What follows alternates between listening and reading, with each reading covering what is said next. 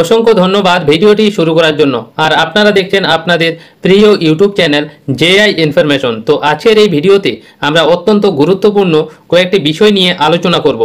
আপনারা অবগত যে ডিএ অর্থাৎ ডিয়ারনেস অ্যালাওয়েন্স নিয়ে বিভিন্ন আপডেট দিয়েছে আপনাদের সামনে। অর্থাৎ ডিএ অর্থাৎ ডিয়ারনেস অ্যালাওয়েন্সের আজকেই অর্থাৎ মঙ্গলবারে এই শুনানি হওয়ার কথা ছিল।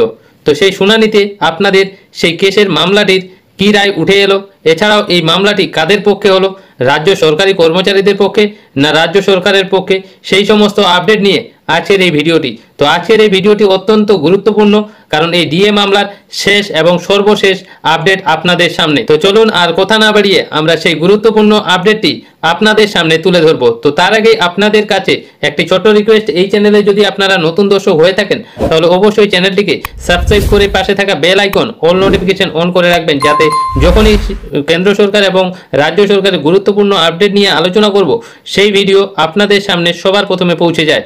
তো চলুন সেই গুরুত্বপূর্ণ আপডেটটি আপনাদের সামনে তুলে ধরি। তো সরাসরি চলে এলাম সেই গুরুত্বপূর্ণ আপডেটে। আপনারা অন স্ক্রিনের মধ্যে দেখতে পাচ্ছেন ডিএ কেস আপডেট, পশ্চিমবঙ্গের ডিএ মামলার শুনানির আপডেট, কর্মীদের বকেয়া পেতে অপেক্ষার অবসান। তো এখানে কি বলা হয়েছে? বলা হয়েছে পশ্চিমবঙ্গের সরকারি কর্মীদের ডিএ মামলার শুনানিতে বড় আপডেট, অর্থাৎ ডিএ কেস আপডেট। বলা হয়েছে সরকারি কর্মীদের কাঙ্ক্ষিত ডিএ নিয়ে এবার সামনে এলো গুরুত্বপূর্ণ খবর। ডিএ মামলার শুনানিতে কি হলো, এরপরে শুনানির তারিখ কবে, সরকারি কর্মীরা তাদের কাঙ্ক্ষিত মহার্ঘ ভাতা কবে পাবেন, আদৌ কি তাদের ডিএ বৃদ্ধি অর্থাৎ ডিএ হাইক হবে, মিলবে বকেয়া ডিএ, সমস্ত তথ্য উল্লেখ করা হলো আজকের এই প্রতিবেদনে। তো অত্যন্ত একটি বড় আপডেট রয়েছে আপনাদের সামনে। তো অবশ্যই আপনারা ভিডিওটি স্কিপ না করে শুরু থেকে শেষ পর্যন্ত দেখার চেষ্টা করবেন। আর যদি আপনারা এই ভিডিওটি স্কিপ করেন তাহলে অত্যন্ত গুরুত্বপূর্ণ আপডেটগুলি আপনারা মিস করে যাবেন। তো এরপরে নিচের দিকে আসলে আপনারা সেই গুরুত্বপূর্ণ আপডেটের তথ্যগুলি পেয়ে যাবেন। বলা হয়েছে West Bengal DA case update 2025, সরকারি কর্মীরা অধীর আগ্রহে অপেক্ষায় ছিলেন ডিএ মামলার শুনানির জন্য, তবে হতাশ হলেন তারা, কারণ পিছিয়ে গেল ডিএ মামলার শুনানি। তো অত্যন্ত একটি বড় আপডেট যে আজকে অর্থাৎ মঙ্গলবার এই শুনানি হওয়ার কথা ছিল। তো ইতিমধ্যেই একটি গুরুত্বপূর্ণ আপডেট উঠে এলো আপনাদের সামনে যে আপনাদের ডিএ মামলার শুনানিটি পিছিয়ে দেওয়া হলো। কেন এই ডিএ মামলার শুনানিটি পেছানো হলো, তার জন্য একটি গুরুত্বপূর্ণ আপডেট রয়েছে যে কি কারণে আপনাদের এই ডিএ মামলাটি পেছালো। বলা হয়েছে গত সপ্তাহে টানা 3 দিন ধরে আপনাদের শুনানি হলেও এদিন মঙ্গলবার ফের সুপ্রিম কোর্টে পিছিয়ে গেল ডিএ মামলা। এখন জানা যাচ্ছে এই মামলার পরবর্তী শুনানি হবে আগামী 26শে আগস্ট। রাজ্যের আইনজীবী কপিল সিবাল অন্য মামলার শুনানিতে ব্যস্ত থাকার জন্য এই ডিএ মামলার পিছিয়ে গিয়েছে। তো আপনারা বুঝতে পারলেন যে আমাদের আইনজীবী কপিল সিবাল অন্যান্য মামলার শুনানিতে ব্যস্ত থাকার জন্য আপনাদের আজকের যে মামলাটি হওয়ার কথা ছিল সেই মামলাটি আগামী 26শে আগস্ট হতে চলেছে। তো অত্যন্ত একটি দুঃখের খবর যে ডিএ অর্থাৎ সরকারি কর্মচারীদের জন্য খুবই একটি বড় ধাক্কা যে আবারও পিছিয়ে গেল ডিএ মামলার শুনানি। তো এরপর দেখে নেব এদিন সুপ্রিম কোর্টে কি হলো, অর্থাৎ আজকে এই সুপ্রিম কোর্টের কাছে যেই মামলার শুনানি হচ্ছিল সেই মামলার কি কি প্রেক্ষাপট উঠে এলো আপনাদের সামনে তুলে ধরছি। বলা হয়েছে আমরা সকলেই জানি পশ্চিমবঙ্গে সরকারি কর্মীদের কেন্দ্রীয় হারে ডিএ সংক্রান্ত মামলা এই মুহূর্তে সুপ্রিম কোর্টের বিচারাধীন রয়েছে। এদিন মঙ্গলবার ছিল রাজ্য সরকারি কর্মীদের ডিএ মামলার শুনানি। আদালত বৃহস্পতিবার জানিয়েছিল মঙ্গলবার মামলার শুনানি হবে, কিন্তু রাজ্যের আইনজীবী এদিন অন্য মামলায় ব্যস্ত ছিলেন, তাই এই মামলাটি পিছিয়ে গেল।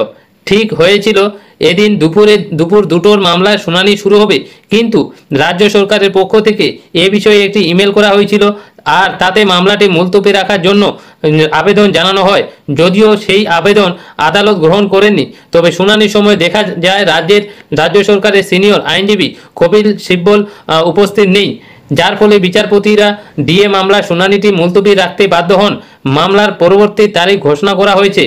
তো অত্যন্ত একটি গুরুত্বপূর্ণ আপডেট, আপনাদের এই মামলার শুনানিটি আগামী 26শে আগস্টে হতে চলেছে। তো এখন দেখার বিষয় হলো যে সুপ্রিম কোর্টে এই মামলার শুনানি কাদের পক্ষে হতে চলেছে। সেই 26শে আগস্টেই বোঝা যাবে যে রাজ্য সরকারের পক্ষে রায় হচ্ছে না সরকারি কর্মীদের পক্ষে রায় হচ্ছে।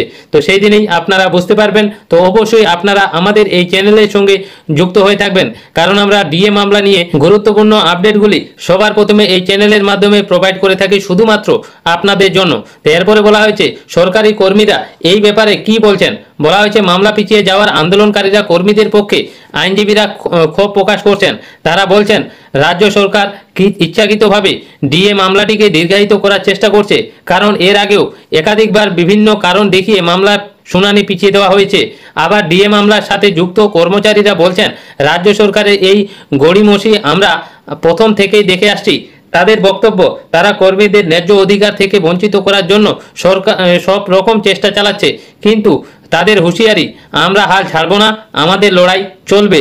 তো আশা করি আপনারা বুঝতে পারলেন এই আর্টিকেলের মাধ্যমে সুপ্রিম কোর্ট থেকে একটি গুরুত্বপূর্ণ আপডেট উঠে এসেছে যে আপনাদের আজকে এই ডিএ মামলার শুনানি হওয়ার কথা ছিল, সেই শুনানিটি পিছিয়ে দেওয়া হলো।